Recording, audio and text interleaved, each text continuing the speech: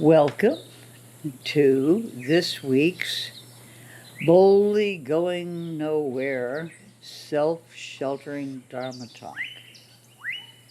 I'd like to return to our last session, which was on the Eightfold Path, which is the fourth of the Four Noble Truths. And so let's go back quickly, just bang, bang, bang, over the first three. There is suffering. That's the first noble truth. Most of us are well aware of the truth of that. It's on a spectrum from mild to severe. The second truth is that there are causes for this suffering, and they are craving, grasping, clinging, and they are fueled by ignorance and delusion. The third noble truth is that there is a way out of the suffering, because suffering is not the same as pain, which is inevitable. Suffering comes from the mind, and the mind can be altered. It can be changed. It can be manipulated. People like Wayne Dyer, most people know him, have made whole careers, and he made quite a stir with a book called Change Your Mind, Change Your Life. So this ability to have free will and make choices is what can lead you to peace of mind, and with peace of mind is happiness of the Buddhist kind. Buddhist kind is deep peace. Okay, so that is called enlightenment, and that's the goal of the spiritual path we call the Dharma. Dharma is an umbrella word. It covers many, many, many things, but we use it in Buddhism, which is a word coined, by the way, by the West. Nobody in the East ever used it. They called it all the Dharma. We call it Buddhism, but the word Dharma is directly referring to the teachings of the Buddha. It's important, if you're just starting off with the Dharma, to realize that you can peel the label off of it. It is a universal, a cosmic spiritual path. It does not have any dogma. It doesn't have creeds. These are universal spiritual truths. They are suitable for anyone of any religion, in any place, any gender, anything. So don't be afraid.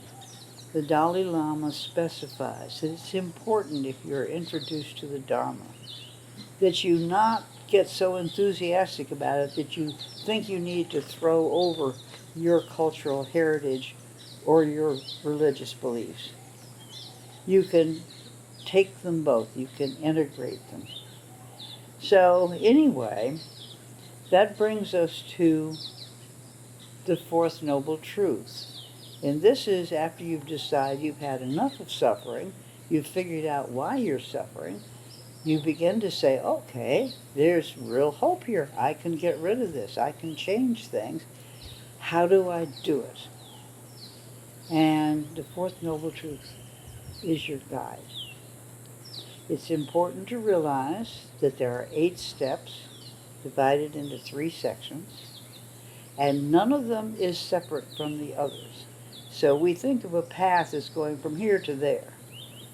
But the Eightfold Path is a path, and all 8 of you, like the 4 guys in the Wizard of Oz, all 8 steps go together, arm in arm. Any one step is involved in every other step. So today, I'd like to say one more thing before we actually look at the path. And that's about the fact that we often talk about the importance of basics, of foundational work. The Four Noble Truths are the foundation work.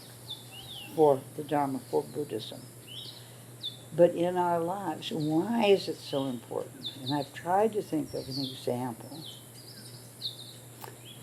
And finally, I come back to myself. I taught riding for almost 40 years. And some of the things that I learned apply equally to the Dharma, and I think they apply to almost every aspect of life. My particular introduction to this or experience with it was through horses. Other people, it could be through any other sport or action. And so what's an example of a basic and why you stick to it? In riding, for example, one of the basics is balance. In Buddhism, one of the basics is equanimity and balance, poise.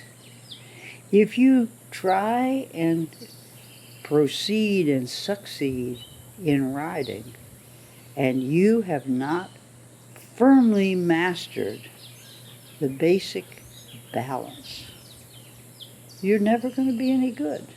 You may get somewhere, but you're never going to make the steps forward and get better and better and better if that foundational balance is not there. Does that sound clear to you, Sharon? I mean, there are many other fundamentals, but this is just one that I think we all can understand. Don't run before you can walk. You have to have that poise and that balance. So that was one of the basics. Another was that control is a function of relaxation. If you're working with horses, you better not get angry. You better not get discouraged. You better not get any of those things. You need to have a clarity of mind, and you need to be able to relate. So that's really important too, because if you get tense, you begin to go out of control physically.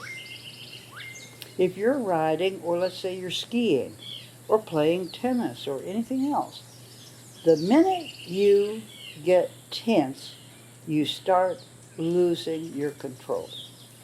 It's as simple as that. So when meditation says, and the Buddha says, the first thing you do is learn to relax, this is very, very essential and very basic. So that's just a few words on why we talk so much about we are giving our Dharma talks and thinking these things through because we want to use them. It's not something, it's very tempting when you get into any new discipline to, if it's religion, how many angels on the head of a pin? If it's Buddhism, it's how far does quantum mechanics take us into emptiness? But we really want relationships and everyday activities to be as fulfilling and as useful and as pleasant as possible. One last word, everything in the Dharma is directed towards our well-being. And I think that takes me to a spot where I can take a little jump. Is that right, Benson? Benson's doing this here. Okay? Okay. So if we're on the path, and if we've made up our mind, okay, we got steps 1, 2, and 3, we understand. Now let's jump into this one. There's a question. If we're on this path because the goal is liberation from suffering and happiness, the question has often arisen, why is this important? Because no other religion and most cultural things don't emphasize happiness. And everywhere you turn in Buddhism, in the Dharma, you're going to hear the word happiness. May we be happy. May you be happy. May I be happy. May all beings be happy. The reason is that as suffering recedes or disappears, or you get rid of it, what's in the space that it occupies is peace. It's relief. It's feeling good. It's feeling groovy. So there you are. And that is why happiness is so important. Because essentially it is the end product of walking the spiritual path. Okay. So now, let me see. The first noble truth is step one is right view. Right view is connected to step two, right intention. The two together comprise what are known as the wisdom steps. Everything is included that's intellectual, spiritual. These are most important because they speak to every other thing, are folded into how do we perceive life? What's our perception? I used to get tickled. I had a little friend named Danny who drove me around because I don't see well. And no matter what you said to him about anything, he would say, well, it's complicated. I loved that. He had a philosophy. If you said, are you going to go see your mom this weekend, Danny? He'd say, well, it's complicated. You know, are you thinking about buying a new car? Well, it's complicated. Well, let's face it, life is complicated. It's confusing. It's very uncertain. It's very scary. It can be very frightening. It can be very bummer. It can be very down. All of these things are in there. So, but for each of us, it's not what is complicated that matters. And it's not trying to uncomplicate the external world that matters. It is coming to understand ourselves, which is what the Dharma is about, and how we react and how we respond. The two things are different. We have immediate reactions, and then we have considered responses. And if we work with the Dharma long enough, responses become our reaction. And that saves us all kinds of suffering. So Einstein, dear Albert, said the first decision an infant makes is the perception of whether this world is malevolent or benevolent. If he sees the world as an infant, as being threatening, as being scary, as being dark, his entire formation in life is going to be different from the child, the infant, who says life is good. People are trustworthy. I'm loved. His spectrum from there on. So right away in our lives, each of us as an individual is guided by our perceptions. And we talked about happiness. And speaking of Albert Einstein's wife came up with an absolutely great sentence in his autobiography. What is that? That's like, which is that someone said, oh, it must be something to be married to a Nobel Peace Prize winner. And she said, my happiness does not depend on an understanding of the theory of relativity. Well, she's right. So again, that's a basic thing. Our happiness doesn't depend on how many angels are on the head of a pin, or whether we go to heaven or to hell or nowhere after death. These are all considerations, but our happiness doesn't depend on them. Our happiness depends on our everyday relationships, on our health, on our friends, on the work we do. Do we like it? Or don't we? On all of these everyday things. So when we emphasize this basics, that's what we're talking about. We're not talking about beginner stuff. It can be very advanced in the sense that you can have some very psychological trips that take you to whole new levels of spiritual awakening and understanding and mind, and that's not kiddie stuff. It's big time, but it's all based on having the basics. Okay, so now step one, right view. What happens if you say, okay, I suffer from this. I'm analyzing myself. I've taken the advice that everything begins with awareness. And I've analyzed the causes of the things that I would like to have be different in my life, or that bother me, or what have you, or that I just want to develop. Maybe there's nothing wrong in my life, but I want to develop this. So I've analyzed that, and I've come up with something specific. Now we'll take it on a negative.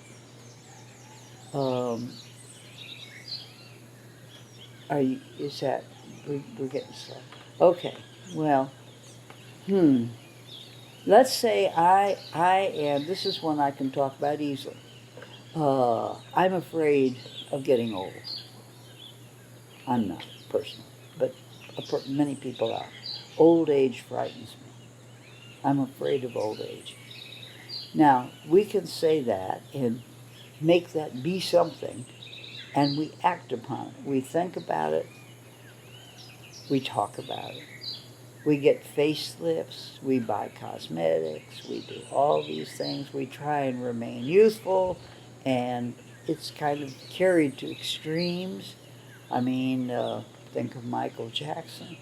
The fact of the matter is, if you step one way sideways from that and look at it from a different angle, it says, well, there are a lot of perks.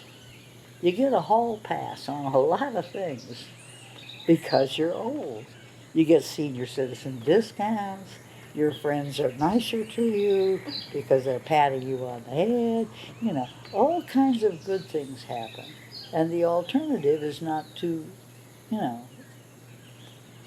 you'd rather just hold it off, yeah. But, so you'd rather be old than dead, put it that way. So enjoy it every single minute that you got.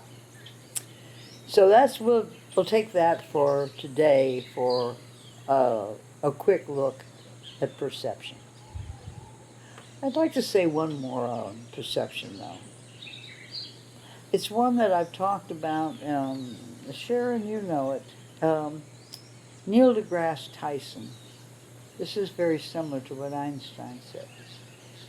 Neil deGrasse Tyson is head of the Hayden Planetarium. And they have a show which is apparently extremely spectacular. And you really see the cosmos and the heavens and the planets and the this and the that. And he has given a talk in which he has described the fact that people come out of that talk with two entirely diametrically opposed reactions.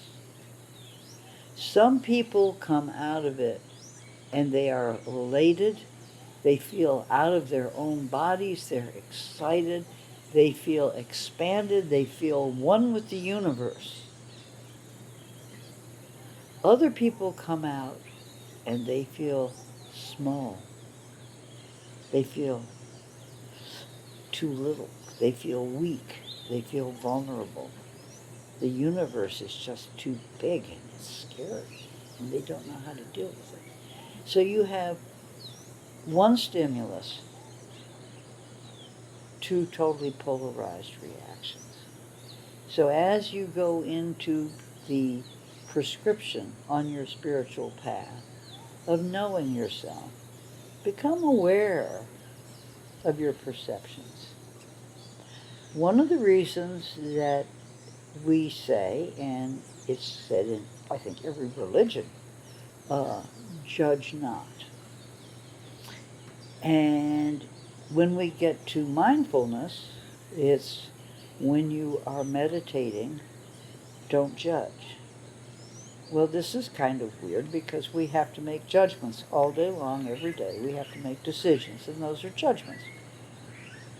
But the reason for the non-judging viewpoint is that it allows the spaciousness for growth. If your mind closes up, if the minute you see something you make an assumption about it, if you don't let it speak for itself, in other words, if you're opinionated, really opinionated, you're cutting yourself off from the peace you're looking for and the happiness you're looking for, that you really want to experience. We've used the example of two people walking down the street and a dog is running towards them. And his tongue is out and he's galloping along. One person says, "Oh, here comes a puppy, come on." And the other person says, "Oh my God, he's attacking us." Be aware of how you react. Because if your reactions seem to you to be self-defeating or unpleasant or something that is not adding to your well-being, then and only then, once you've recognized that, can you move in the direction of tempering it, changing it, manipulating it. All right? So now we get to right intention. Now everybody says intention. Okay, motivation, I gotta have good intention. They paved the way to hell, but I'm gonna have them anyway, and all that. Well, the Buddha specifies for intention 3 things. The first, let's see if I can remember them. The first one is the intention that in Sanskrit we call renunciation. In a much nicer way and more acceptable way is to say to let go. We must have the intention of letting go of the opinions that we're talking about, the negativity, of being able to release and to relieve and to relax. So, renunciation. The second intention is the intention of goodwill. This is an important one, and I have something here for that. So it's renunciation, goodwill, and the intention of non-harming, non-violence.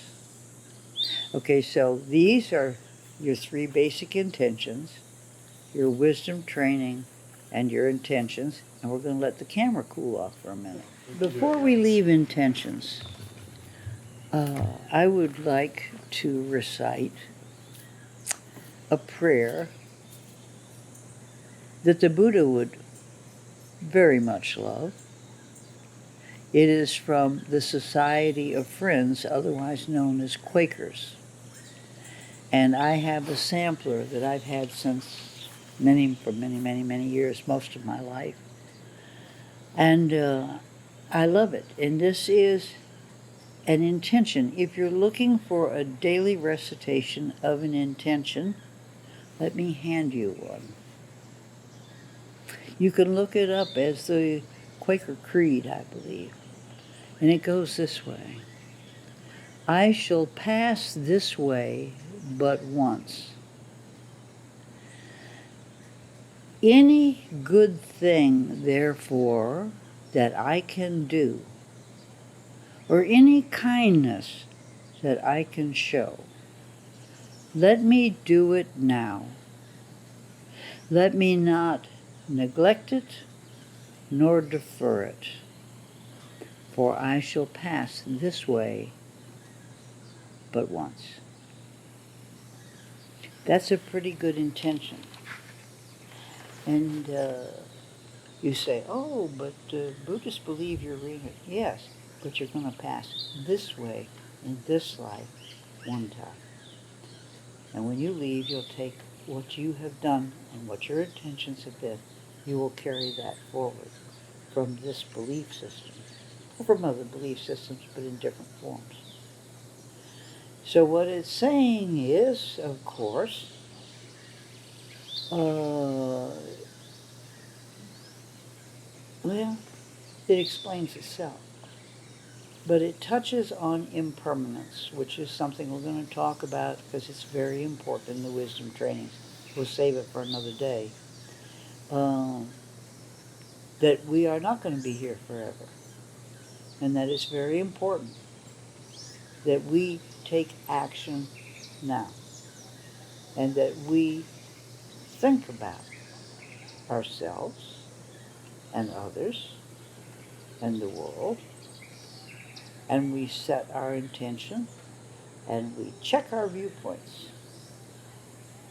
Keep an eye on ourselves. Come to our senses. And so that's the first of the sections of the Eightfold Path. The wisdom teachings. Right view, right intention. Next week, let's talk about ethics. There are 3 steps in ethics, very, very important steps. And there are 3 steps in mindfulness and meditation. So that's enough then for today. And so I'd like to conclude with a bit of a metta prayer or recitation. And I'm going to let Sharon read it. Here again is intention set up. And you can find this if you Google the Metta, M-E-T-T-A, Sutra, S-U-T-R-A, and you will find the whole thing. This is just one piece of it, but it fits in with the wisdom and the intention. So Sharon, if you'll close us off, everybody please close your eyes and listen.